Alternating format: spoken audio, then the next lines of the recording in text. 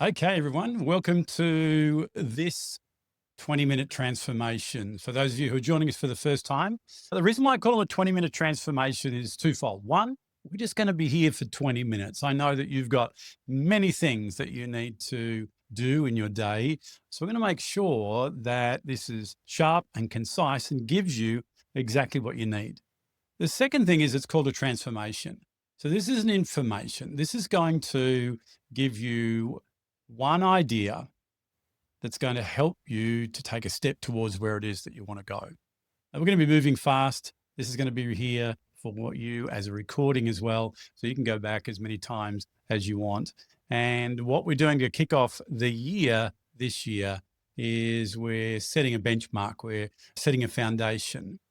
And I'm calling this 20-minute transformation fee earner to impact maker. So as I said, it's a transformation. It's going from here to here.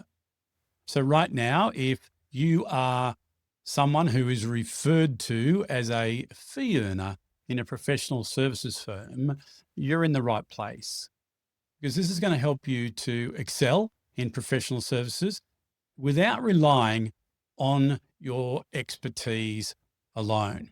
So you've got the workbook there, you can follow along, and I'm going to do some drawing, I'm going to do some talking, and then I'm going to make sure that you've got a way to ask your questions. Okay, so I love to start everything with a model. A model makes it visual, a model makes it easy to understand, and it sets an understanding around why. Why is this important to you? You know, you and I are doing okay. We don't really need to change anything. We're getting ahead. But if you want to go to that next level, then this is for you. So let's have a look at this model. So down the bottom of the model, we've got the fee earner. So what's a fee earner? Fee earner is someone who earns fees.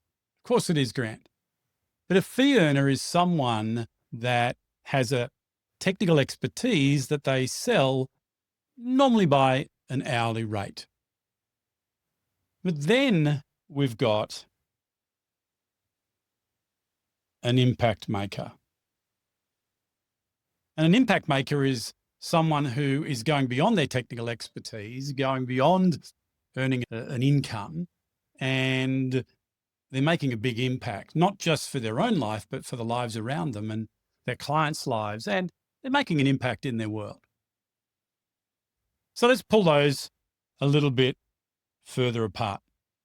So if we look at the fee earner in terms of their leadership, they're a manager.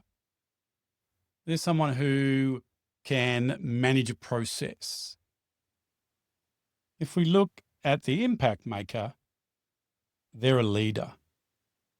They're someone who is a leader in their field, a leader of people, and they've got a handle on leading themselves as well.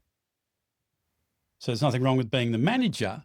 However, the manager will get you income. And it's very transactional.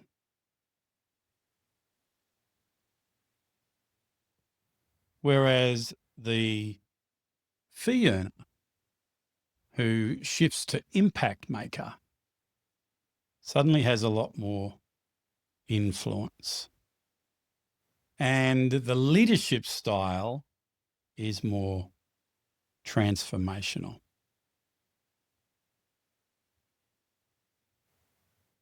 So where are you right now? Do you feel like you're a fee earner, or are you making all the impact that you want to make? And then there's someone in the middle. And the someone in the middle isn't quite sure where they're at to start with, and or they're stuck. Stuck in the day-to-day, just keep doing what they're doing, not advancing, not changing, a little bit of Groundhog Day, doing okay, doing well, but not sure what the next step is. So where are you right now? If you were to have a look at that, are you here as the fee earner? Are you making all the impact that you want to make? Or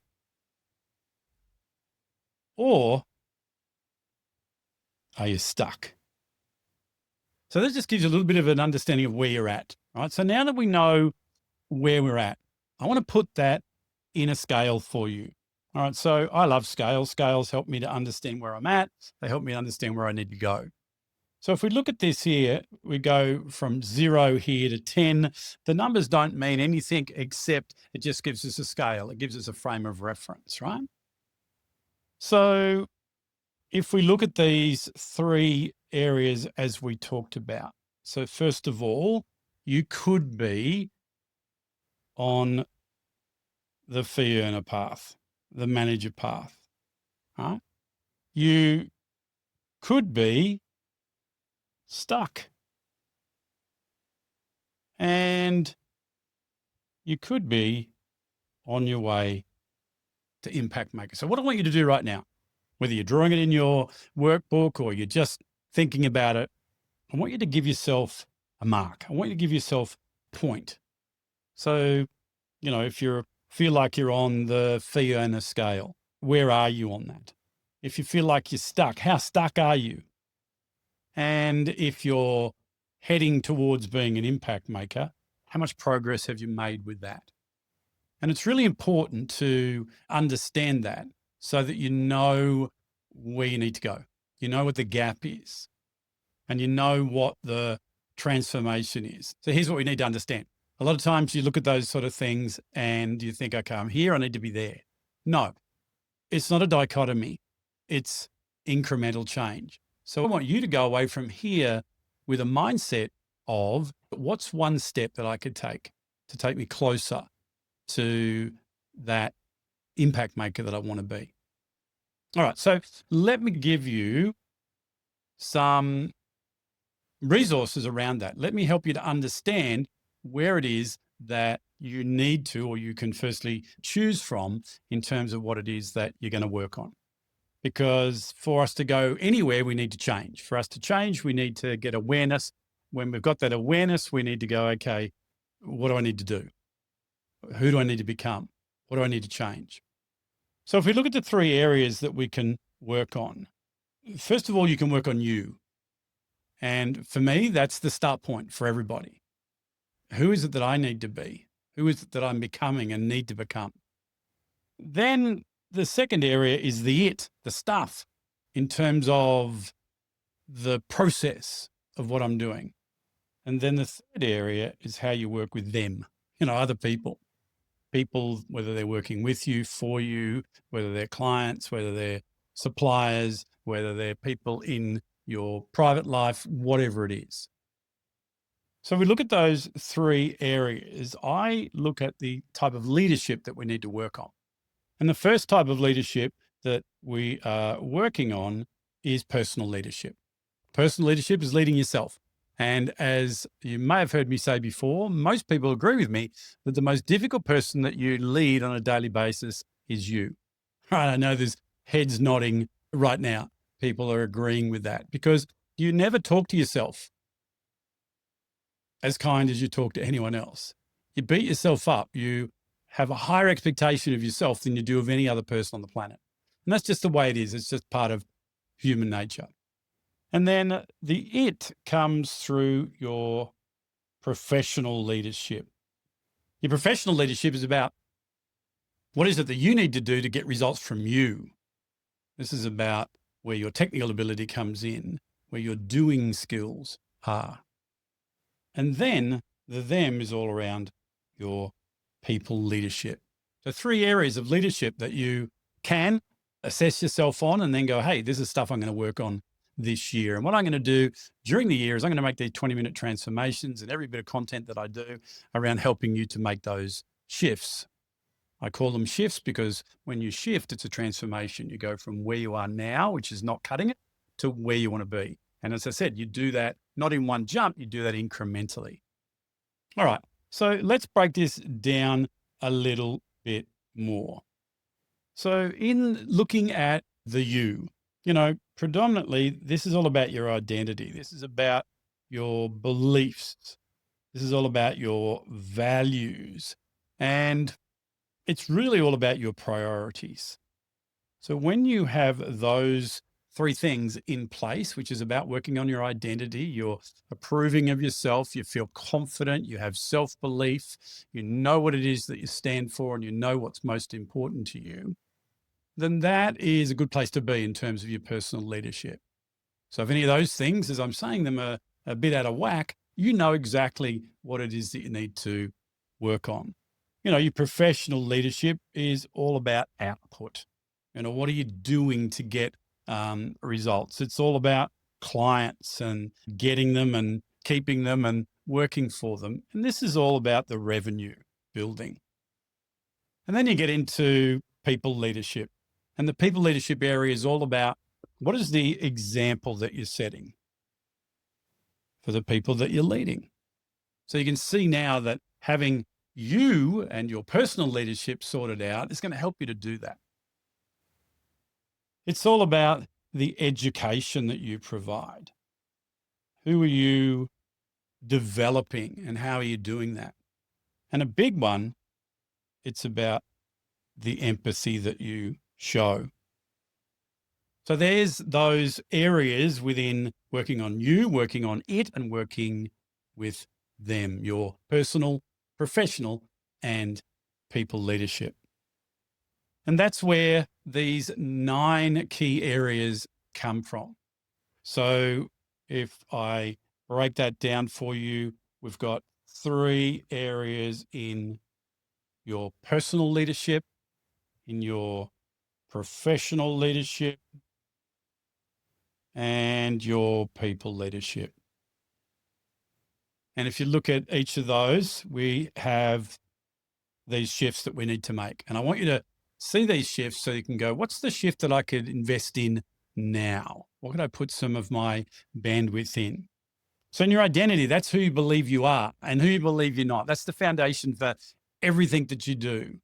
And that's going from being conflicted about who you are and where you're going to being congruent, to be in flow and okay, in line with your values and comfortable that you're not changing who you are to do what you do.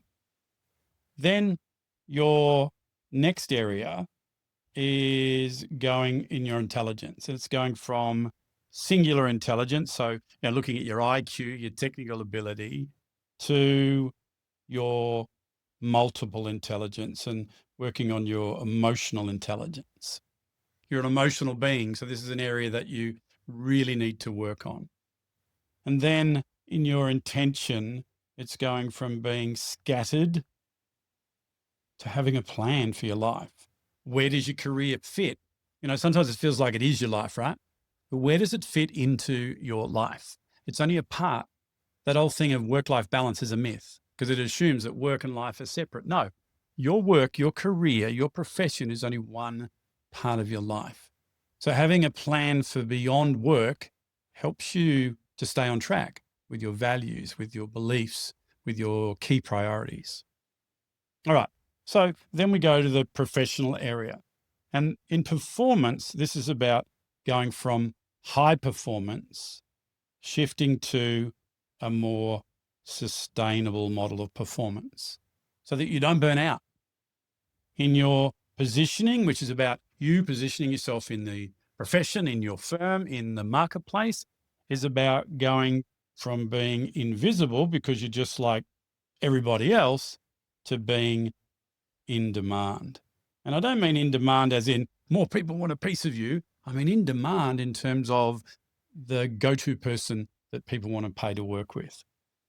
And then in your productivity, it's going from focusing on time to focusing on outcomes. You're never going to have enough time in the week. So I believe managing time is not a skill that any of us have because it's not possible.